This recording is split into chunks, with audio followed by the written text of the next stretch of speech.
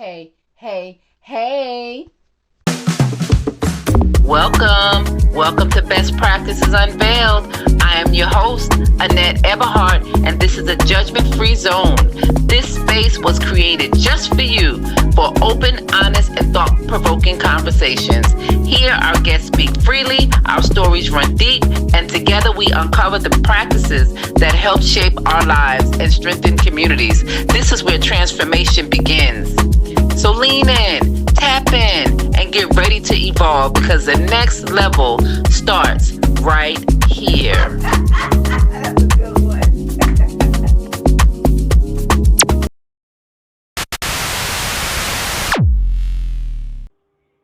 Hey, hey, hey.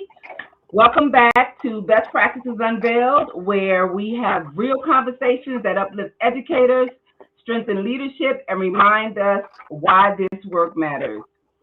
I'm your host, Annette Eberhart, family child care educator, advocate, and someone who believes in the power of relationships in early childhood education.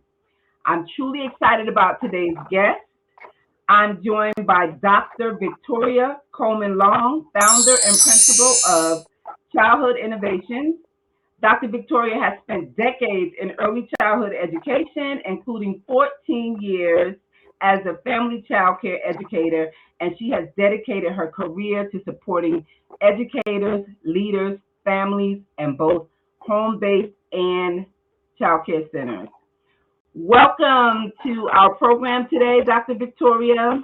Thank you so much for joining us.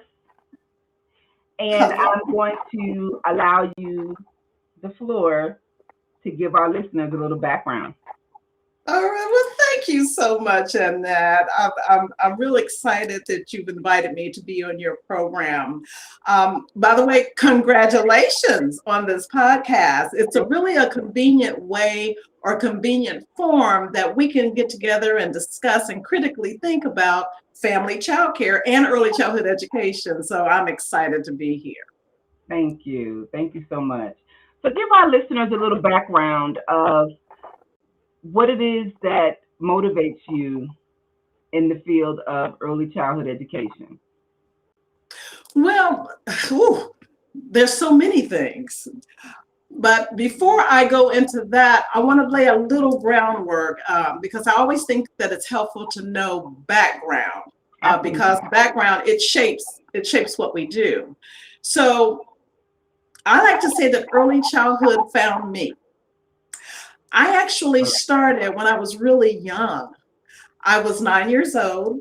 My sister at the time was 4. And she and I attended a family child care large home. We were just regular customers, regular clients. My parents, they both had full-time jobs.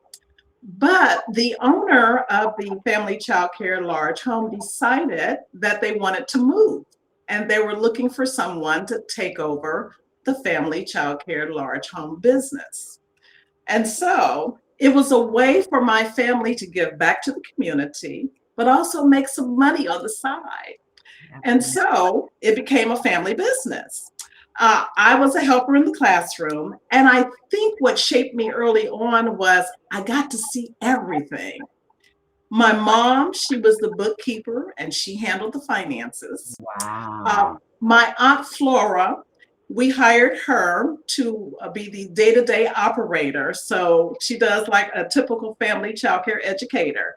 She was the director, she was the teacher, she was the cook, she was the nurturer.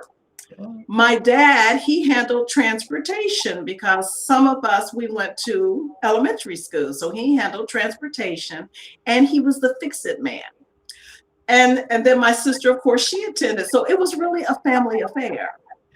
So I got to see on a daily basis when I worked after school, vacation time, summer times. I got to see what worked, what didn't work, and how children respond. And over time, I realized that I wasn't just interested in what we do in early childhood. I wanted to understand the why we do what we do. Right. And that's what really has guided my work over the last 50 years as a teacher, as a coach of children and the adults that are in their lives, and now as a researcher. Wow, what a story. I love that. That's kind of how my program runs. It's a family ran operated business. I have my whole family involved, and I think that is so much more of a connection for the children and families that are part of the program when they see that, it's a family affair, if you will. Hmm. Yeah, It can't help but be a family affair because we're one family and we're working with other families. And because of the longevity of when we might have children, we might have them from birth all the way up to age 12. right. You got to develop some connections there. So it's family with family. So that makes sense to me. Absolutely. Absolutely. So, for our listeners who may not fully understand the power of family child care, what do you think makes it one of the most relationship driven models in early childhood education? Thanks for that question. I think it's time.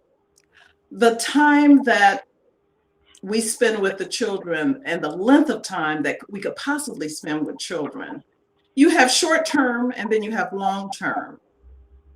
In center environments, you might see short term because center teachers, they will have a child and then for a year or so, and then they go to another teacher for another year, and then they go to another teacher. That's kind of how centers are set up in my experience. But in family child care, you have one provider in your home with a few children. And Yeah, so that makes it a long-term relationship. right. So the provider or educator, I need to be careful with my language, the educator, families and the children, they stay connected over the years. And, Absolutely. and that does something when you're connected that long, that does something. It builds trust, it builds consistency, and also a kind of understanding that you can't rush. And it kind of make me think about how we define care because at some point what we do is kind of transactional. Children get hungry, we feed them. Infants, they need their diaper changed, we change their diaper. Right. When the children are in our homes, they're wanting things to do, we give them toys to do. That can be kind of transactional after a while. But if that's all we think of family childcare, is that it's transactional, we lose something really important. So the question that I keep coming back to is, are we trying to build relationships that last, or Mhm. are we just managing daily care? What do you think on that? Well, I think that as a family child care educator myself, I would say that it's about building lasting relationships. I think it's important that a lot of us do lose our passion, in the field because of all the outside influences that are impacting the work that we do every Mhm. day. But I think that it's important to have that foundation of that trusting relationship that you build with families to remind you as to why you are actually here doing the work. That's right. That's right. Thanks Yeah, for sharing that. absolutely, absolutely. Um, so what do you think people misunderstand about family child care educators? That's a loaded question. It is. So I remember a moment in particular. It was someone I really didn't know them well, but they found out what I did, but they also found out that I had a college degree. And I remember the question. She says, "If you have a college degree, why are you just a provider?" It took me back. Wow. It caught me off guard, but it Right. also clarified something for me. Oftentimes, we pair professionalism to a setting, a particular setting. Okay?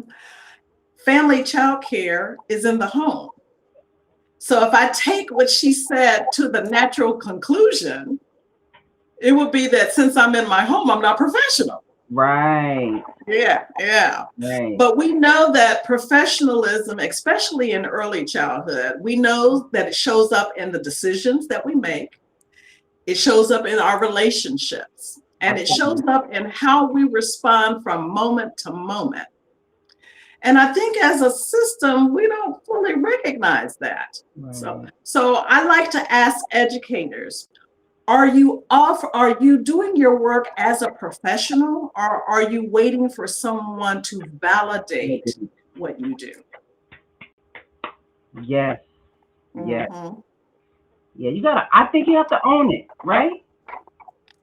I think you do. I think Absolutely. you do. I think it's a form of enlighten. I look at it as an opportunity to enlighten people Yes. about what they obviously don't know, the ramifications of teaching in your home with a few children, mixed ages. Yeah. There's reasons behind that, and there's a reason why it works.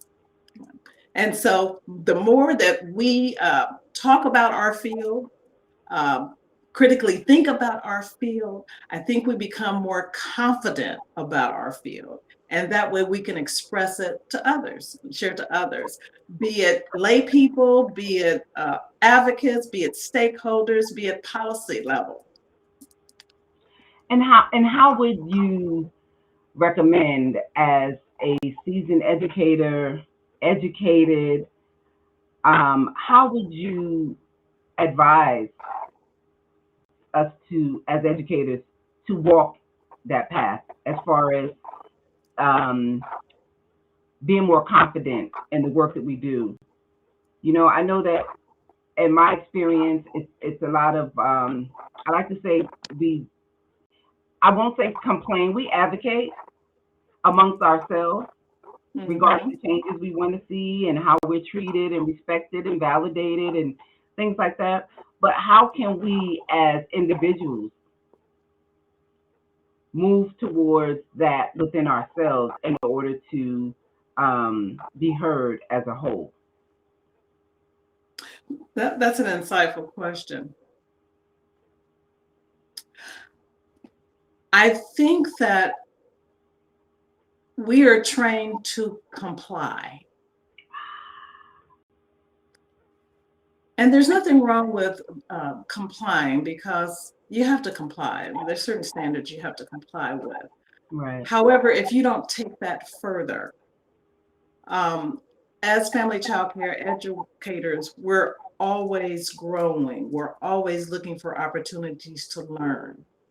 And so the more that you're in that learning space, you become more confident. The more that you have opportunities to talk about what we do, it adds to that confidence. And so it's not easy, because a lot of educators, they are trained to follow. Yes. And you can see it. People will take trainings, or family child care educators, they will take trainings and they're excited, they're at the training, they're excited about it, and they have all these ideas. But when they go to their respective homes, they might not necessarily apply what they've just learned. Right? So it's not about just gaining the skill and the knowledge, it's about how do you apply it. And sometimes that helps when you have other people to talk to and you can talk critically about our field. So for me, the question becomes, are we growing? Are we learning to grow? Or are we learning to comply? Hmm. Learning to grow or learning to comply? And only we can decide that for ourselves. Absolutely. Absolutely. Wow, that's So the powerful. reality is that children's development is not linear. It doesn't go in a straight line. Right. I mean, it goes one way, it goes another way, it goes under, it goes over. It's complex. Right? Right. And so it's constantly evolving. And so because of that, how we approach it, it has to constantly evolve. So that's where that training comes in, which builds the confidence. Wow. Thank you. Train to follow. That was impactful. I wrote that down. Yeah. I never And looked at it. it took me a long when when I was younger, when I was young in the field, you're young in the field, everything is new, and you learn to follow. True. But what I found is that because I wanted to know the why, because of everything to do, because I love to learn, Okay. I found that I became more confident, especially when I talked about my field. And I talked about family child care a lot. You can ask my husband and children. But that confidence, it comes into play, and it's something that we have control over. I agree. I agree. Thank you for that. You just got me stunned a little bit with that one. So a lot of our conversations in our field focus on systems, policies, and paperwork. From your perspective, when childcare is working well, what does success actually look like for children and families day to day?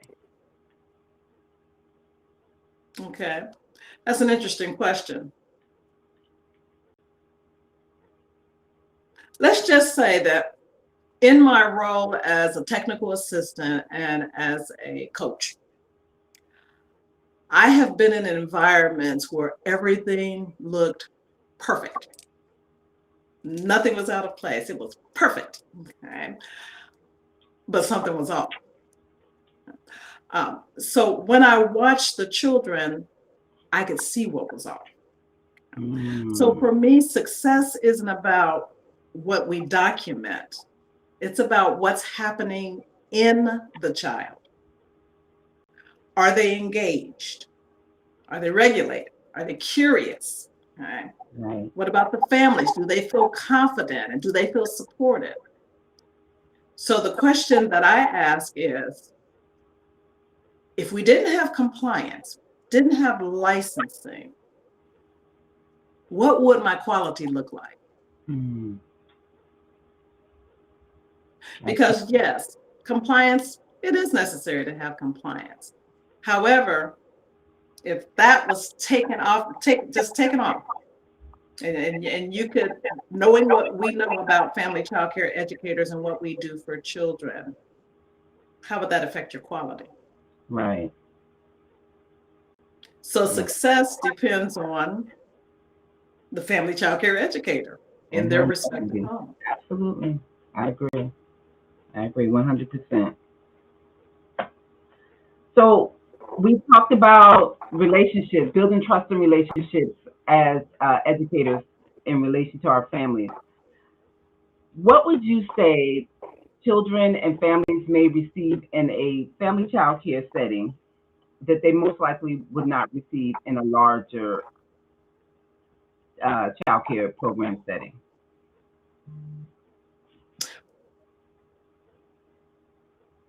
Well, look at the makeup of family child care.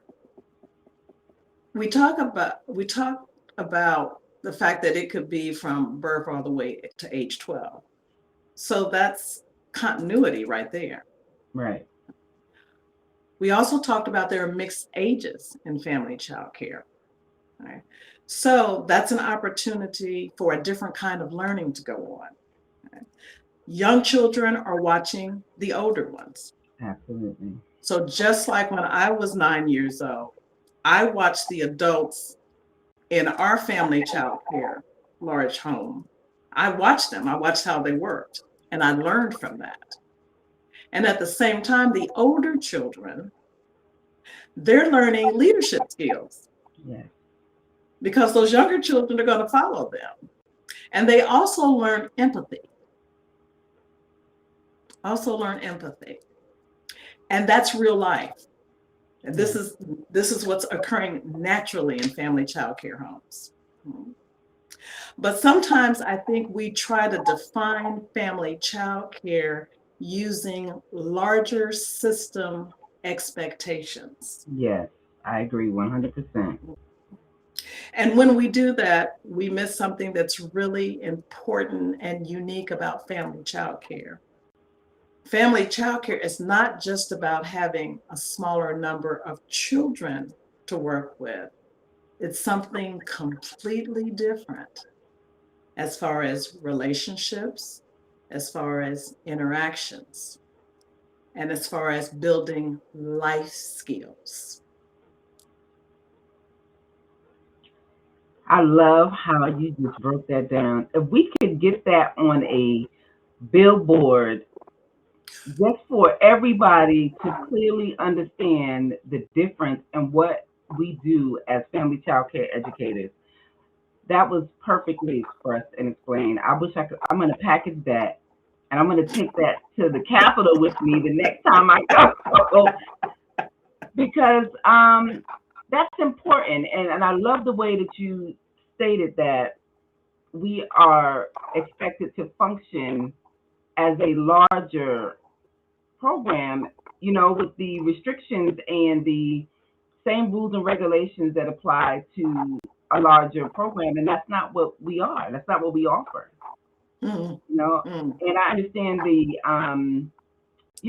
all have to have compliances and regulations and things like that. But the experience you have in a smaller setting with the variations of ages, it's a diverse program. So it's going to be a diverse experience, right? Yes, it is.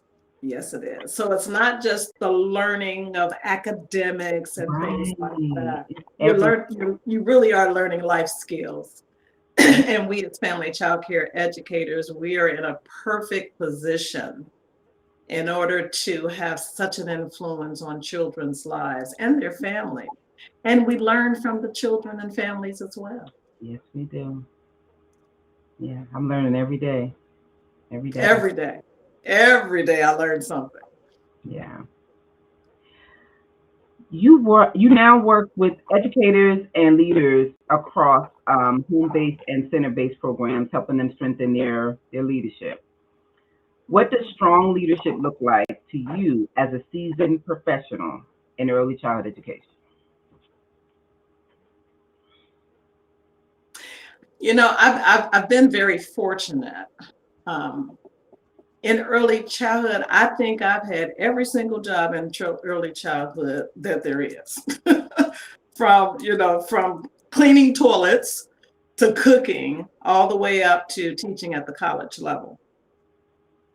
Um, One thing that I see is that we still have a lot of basic trainings going on: child development, safety, program Mhm. structure, space and furnishings. But we don't have a lot on leadership. I agree. And we are leaders, if nothing else, we're leaders in our own program. Okay? And leadership is something, training for leadership is something different. Okay? There's a different way of doing that. Leadership protects teaching, and it creates space for educators to think, not just follow. That's why I was so excited about your Best Practice Unveiled podcast, because it's an opportunity, and it's a convenient opportunity for us to just get together and critically think about our field. Okay? It's something when you're among people who share an experience with you. We all share what it's like to be a family child care educator, and that's a unique experience. And we all should have opportunities where we talk about that experience and how it affects us. But we have to understand that leadership is not about control, never has been. Leadership is about creating conditions where people can think, adapt, and thrive, okay? Even when things don't go the way we planned on it going. Mhm. I found out that was called practical expertise. Okay? We Okay. live practically every day, but when something happens, how do we deal with it? Right. Right. Yeah. A lot to think about, isn't it? Yeah. Yeah, you do. It's it's challenging to keep that momentum when there are so many things coming at you. As Mhm. an educator, we deal with a lot of, like I said, a lot of change shifts, whether it's in statute, whether it's in funding, it's kind of hard to stay afloat, and with all of the changes, people, some educators are closing doors, some are not really initiating that quality that, we spoke about earlier. You know, it's hard, like I said, to balance their professional judgment as educators with the systems and regulations. How can they stay grounded? How do you think that educators can stay grounded in their values while navigating all these pressures?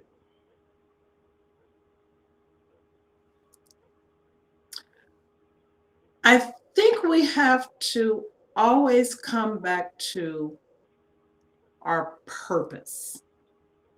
What is our purpose? Why did we want to become family childcare educators? Okay. And if we focus on the purpose, we understand that rules and regulations and adhering to all of that and everything else that comes with being a family childcare educator, that's not the mission. Children are the mission. So keeping our focus on children, because if we're not careful, we will be so involved with serving the system instead of the children in the system. So always going back to purpose. What is your purpose? Ooh, you look like you're meditating. That was powerful. Serving the system. Because it's always, it feels like, and I'm a strong individual, mentally, professionally, so I may be able to navigate my way through some of these things that are impacting us, right? But for someone who may be a little new in the field and not really have a strong footing, you absolutely can get caught up in trying to, I get so many calls from educators, whether it's regarding accreditation or just licensing matters or just concerns, and it almost sounds like fear. It is fear because this is their livelihood. So they want to ensure that they're doing everything right, and sometimes that trickles down into the quality that should be given to the babies. Even when you may have inspectors, the licensing gets so lengthy. They're here for like 4 or 5 hours at a time, and we're dealing with children during this time. So and of course that affects the children as well. It does. And keep in mind, as family child care programs, we are all inclusive. So we have children with unique abilities. And it's just mind-boggling to me that the system is not respecting that. Part of that, and this is for me personally, is that's when we have an opportunity. We have an opportunity to explain our life from our perspective. Numbers matter. The more family child care educators get together, it creates one voice. Yes. And one voice with many people in it is more powerful than a singular voice. I agree. I think that's because you and I, we're involved in organizations. And I know for me, part of the reason is that I recognize that I'm a singular voice and I want to be with like-minded people who are trying to advance something. And what we're always trying to advance is family child care and the benefits of it. And not just for the lay people, but for people who are also making decisions about how we operate our businesses. Yes, absolutely. Absolutely. And I think education is a big part of that. You and I have known you for some time now, and you've always been an influence and speaking about the importance of education. You have invested in your own education, received your doctorate. I remember when you were going through that. Congratulations again. I wasn't myself during that I time. know, but you got through it, right? And I think that's amazing that you encourage other educators to do the same and express the importance of um, investing in education. Mm-hmm. And I think that that's a big part of how you support educators today. So for educators listening who may be thinking about going back to school or investing in their professional growth, what encouragement could you give them? Mm. Anybody in education, especially when you're working with children, but also when you're working with the adults in our field. Anytime you're doing that, our field, the more we find out about people, humans, the nature of people, the nature of children, the more we find out about it, more opportunities for research.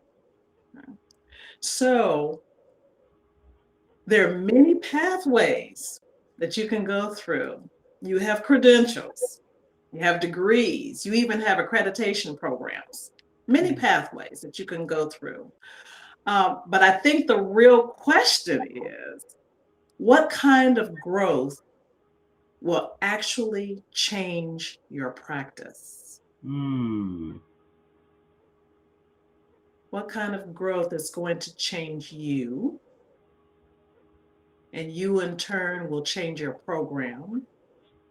And your program in turn will change the outcomes for children. That's the best way that I feel that I can encourage someone. If you feel that you're ready to move forward at a different level, so be it. Do that. And I'm going to encourage you because I know that it's going to benefit you. I know the hardships as well as the successes, it's going to benefit. You'll learn from it. But some people, they're ready to just stay where they are. And that's okay too. Right. We always have continuing education. I challenge everyone to not just stick with basic courses, but go towards courses that will challenge you to think. And that's when you're in your intermediate, more intermediate and advanced courses. That's where you'll see the growth with yourself. Well spoken. Thank you. Look at you smiling. I'm smiling because I have a. So I just got my bachelor's in early education. Yes. Leadership. Congratulations. Thank Yes. you. Yes. Thank Yes. you. I started out and I went back and got my associate's. It took me a minute to do that. And then I was convinced to do the bachelor's, and I did. So I just entered the policy certification program at UF that also goes into the master program, right? Mm-hmm. Wonderful. And I have another one of my associates at my ear, my Toshiba Berry, honey. She wants to get her doctorate as well. And she's like, come on, Queen, you gotta come on. And I'm like, listen, got you by a few years, honey. I'm so over it. So over it.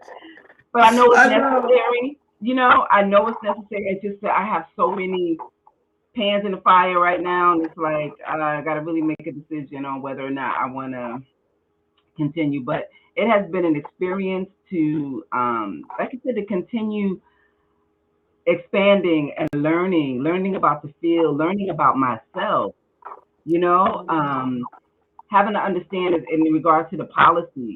You know, that was an amazing experience to be able to go through that, and now to get the certification to really understand the everything that goes into the legislative process Mm-hmm. and how Mm-hmm. important it is for us to speak up as a collective. It's we It definitely is.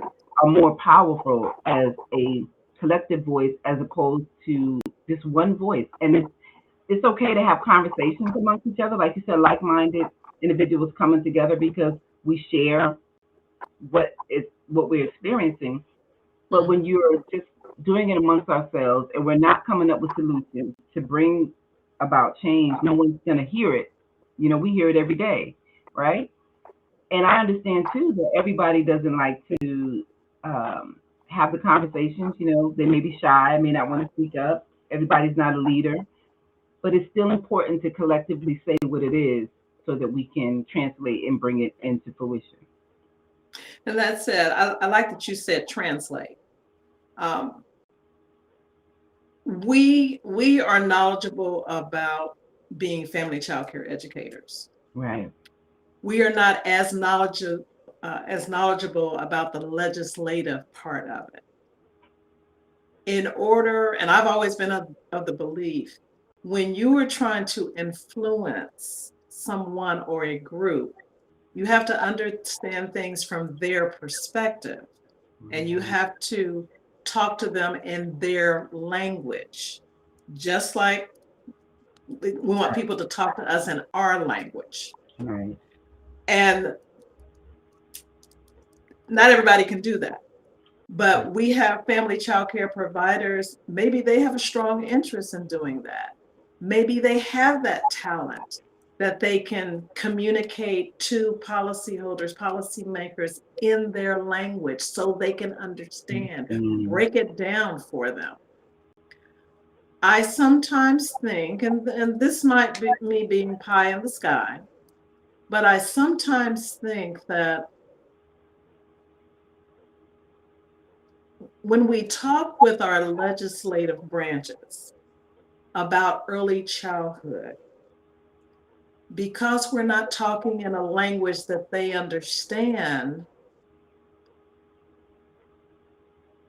they have a certain interpretation. So that's an opportunity for us to make it clear.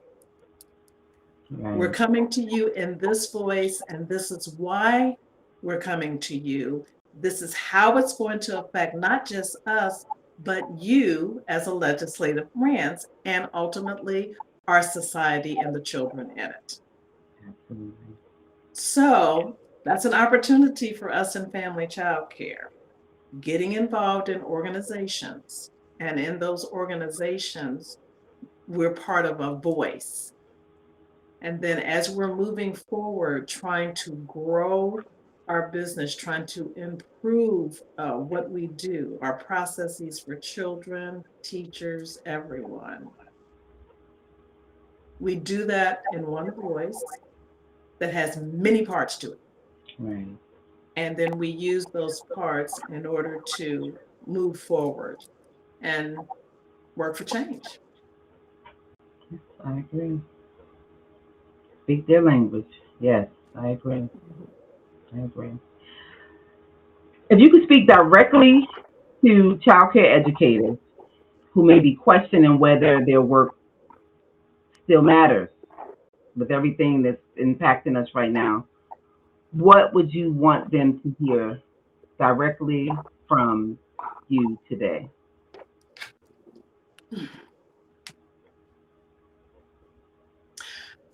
Family child care, as well as early childhood education in general, it's foundational. The brain research, it tells us that. So this is not something new. Right. The challenge is that much of the impact that we make, we don't see it immediately. Mm. Sometimes we might not see it for years and maybe even decades down the road. Right now, we're shaping children to see themselves and how they experience the world. And when they're young, their world is their own homes, and it's also our family child care home. So we have a prominent place in the lives of young children. But for me, the question is, because of much of what we do, we don't see until later on. We're shaping the future. So what will we do differently tomorrow? We know that we're shaping the future. So if you know that and you believe that, what could we do differently tomorrow? And I think about that every day, not just when I was a family child care educator, but in the work that I do. I'm a true believer that early childhood, we shape the future. We do. We have that opportunity. We have that responsibility. And we do it in partnerships with families, other professionals that are related to childcare, family childcare, early childhood education. We do that in partnerships. But we don't often see what we do. We don't see how it manifests itself until later on. And I'll give you an example, because to me it was funny. One of my colleagues, when she was a preschool teacher, she had a parent-teacher conference with a parent, and she was concerned about the child. They were struggling in their fine motor skills. But the parent was more concerned about academics, ABCs, numbers, things like that. That's what they were concerned about. Okay. But this teacher, she said, this child, I could see this child she was really struggling, and she needed support. She needed my support, family support. It kind of went on deaf ears. And years later, she met up with this parent, and the child was in elementary school. And she said the child is doing well intellectually, but they don't know their fine motor task. I thought that was so funny. So those foundations that we do in early childhood, a layperson might not think that's important. Right. But we know, we use our hands for lots of things. We know that. And so when we're talking with our families or lay people, when we're talking to them about different aspects of early childhood, I recognize that their interest is academics. Everybody wants their child to be, in there, to be competitive, to do well. We understand that. Yeah. But there are some basics that are just as important, and physical development is one of them. Yes. Yes, I agree. So we've had a lot of conversation about our field, and I appreciate your insight, your wisdom. What are you doing today? What are your next steps? What can we look forward to from Dr. Victoria? Well, thank you for asking. I've been working on some things. As you know, I recently retired from the Child Care Resource and Referral Agency, and I was there for 13 years. I recently retired from that, and I've begun my business, which is Early Childhood Innovations. I'm the founder and the principal of that. And so the reason I chose innovations is because I have all kinds of interests in early childhood, just all kinds that I've questioned over the years. As long as I've been in the field, I've just questioned a lot of things. I've noticed a lot of things. And so now this is my opportunity to do something about it as a singular person. But two, also collaborating with people like you. Got this podcast, wonderful. That's a collaboration. So I just recently finished an article on toxic positivity. Wow. Um, and for those who are listening and they're not aware of that concept, it is where, you know, leadership will talk to you about we're a team, let's do it together, let's be positive and all of that. However, if the members of that team do not feel that they are growing because they're not able to authentically express themselves or authentically bring up something that maybe we could look at more in our field, and they just focus on just being part of the team, and that can turn, let's just say that it's not an opportunity for growth, not true growth. Because true growth is that not only do you look at what's working, you look at what's not working too. Absolutely. And try to figure out why is it not working, what's affecting that, and then you move forward from there. So that's one article. The other article is about early childhood being an economic infrastructure. In the past year or more, we have in our field, we have been focusing on the business side of what we do, the business side of education. When we had COVID, that revealed the gaps in our field. Right? And what we found, it was plain, it was there, everybody could see it, is that early childhood education is the reason people are able to go to work, are able to do the things that they want to do, because we were taking care of the children. Right. Care and education. And so that means it's an economic infrastructure. And if those making decisions on funding and things like that, they don't always see early care and education as an economic infrastructure. So that is the article that I just finished, and I'm really excited about that. And who knows, maybe that's a conversation I can come back later and talk about. We can dig a little deeper in that. But you can find my work on LinkedIn, on Facebook, NAEYC, Exchange Magazine, and I'm also going to be facilitating an advanced level workshop on Educator agency at the NAFCC annual conference this year in Chicago. Oh, nice. So I'm really excited about that. NAFCC, I haven't been able to attend their conferences in the last couple of years due to family issues. But now I'm back in there, and I'm excited about seeing my fellow family child care educators as well. Absolutely. And Annette, I want to turn this back on you now. What are you working on, and who's going to be your next guest on Best Practice Unveiled? Oh my goodness.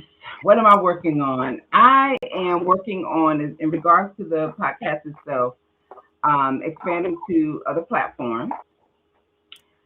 So we'll just not be on YouTube. We'll be on Spotify, and other places like that, so we can bring more awareness to these conversations. Looking for collaborations, other people that, I can have these wonderful conversations with.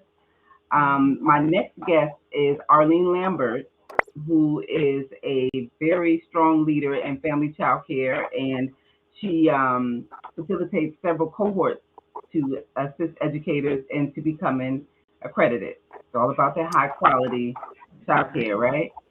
And then for myself, I am going to be presenting at the McCormick Leadership Conference coming up in Chicago, along with at the national conference at NAFCC.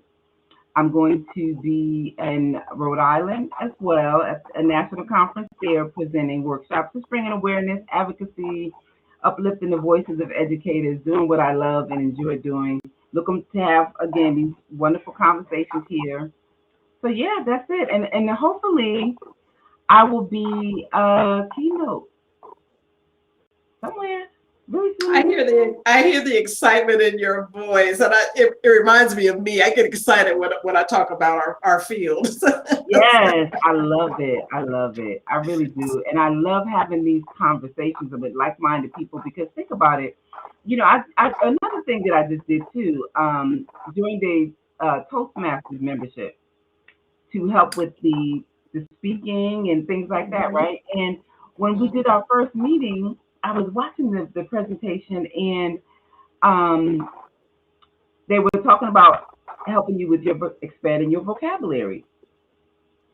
And I was thinking the other day, I was walking and I was like, wow, that's interesting because as family childcare educators, most of us, unless we're really actively involved and outside of the home, who are we speaking to? But the children and the parents and our family.